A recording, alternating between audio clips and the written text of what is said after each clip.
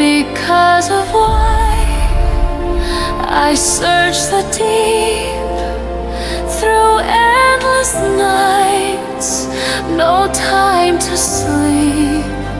The call inside I can't deny. I'll find the light because of why. Hey everyone, welcome. So, when you think of the Great Wall of China, what picture pops into your head? Probably this, right? A single, massive stone dragon snaking its way across these epic mountains, built for one huge purpose. Yeah, we all think we know the story. It's this gigantic barrier, built from one end of the empire to the other, just to keep those invading armies out. A simple, powerful story of defense. But what if that's not the whole story? What if this iconic structure was actually way more complex, a lot more strategic, and honestly, way more surprising than we ever imagined?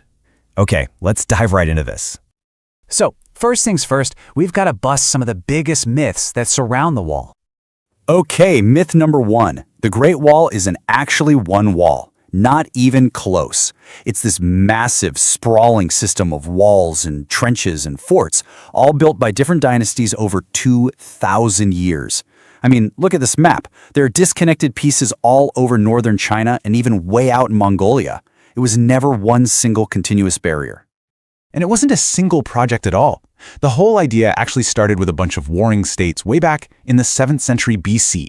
The famous first emperor Qin Shi Huangdi, he gets the credit for connecting some of those early walls, but it was repaired and rerouted and massively rebuilt for centuries after him. And the iconic stone wall that we all see in photos, that's mostly the work of the Ming dynasty, which is well over 1,500 years later. So you gotta wonder, right? If it wasn't one big project, what was the constant problem that kept all these emperors coming back to the idea of building walls? Well, it really all comes down to geography. You basically had two different worlds clashing. To the south, you've got the Green Land. It's fertile, perfect for farming, home to the settled Chinese civilization. But then you look north, to the Yellow Land. It's arid, it's harsh, and it's home to nomadic peoples like the Xiongnu, who live by herding animals. This fundamental divide created centuries of conflict over resources. So yes, defense was a huge part of it. But thinking of the wall as just a dumb barrier totally misses the genius of it. It was an intelligent, active defense network. And this is just brilliant. Think of the wall as like an ancient 5G network. A guard on a beacon tower spots raiders coming. They light a signal, often using the smoke from wolf dung because it was super dense and you could see it from miles away. That signal is then relayed from tower to tower at incredible speed, alerting the capital and allowing them to send reinforcements to the exact point of the attack. And beyond just communication, the top of the wall itself acted as an elevated highway. In that really rugged, mountainous terrain, it was a fast track for moving troops and supplies. It gave the defenders a huge mobility advantage over anyone trying to cross that difficult landscape down below. So, the crucial point is this. The goal wasn't just to stop an army from getting in. It was designed to create a logistical nightmare. Imagine you're a raider. You actually managed to get your men and your horses over the wall. You grab some loot, maybe some livestock. Now what? How do you get all that stuff back over the wall while an army that was alerted by those signal fires and is now moving fast on that highway is closing in on you? It just made raiding incredibly risky. But here's where the story gets really, really fascinating. The wall wasn't just about defense. It was a sophisticated tool for control. What if the wall wasn't just for keeping people out? What if in some cases, it was also about controlling who and what was moving on both sides of it?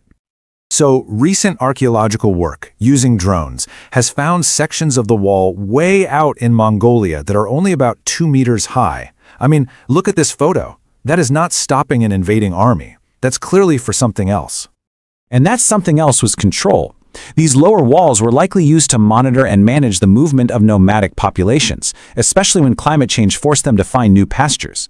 They also funneled all trade through specific fortified passes like Shanhaiguan. Why? So you can tax everything that comes through.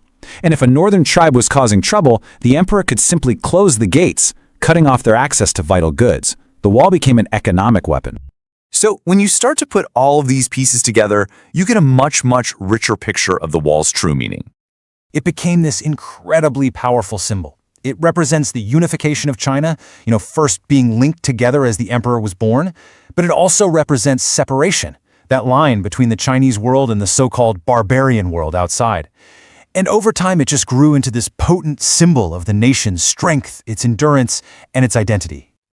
And this idea is so powerful, it's woven right into modern China. Mao Zedong famously wrote, "One who fails to reach the Great Wall is no hero." It's more than just a structure. It's a rite of passage, a symbol of overcoming challenges. So, the Great Wall was built over millennia to define a nation's borders, control economies, and shape an identity. And it kind of makes you wonder, what borders, physical or maybe symbolic, do we build in our world today? If you found this deep dive into the real story of the Great Wall interesting, please do us a favor and give this a like, share it with a friend, and definitely subscribe for more explainers that go beyond the myths. And we'd love to hear your thoughts in the comments. What's the most surprising thing you learned about the Great Wall? Thanks so much for watching, and we'll see you next time.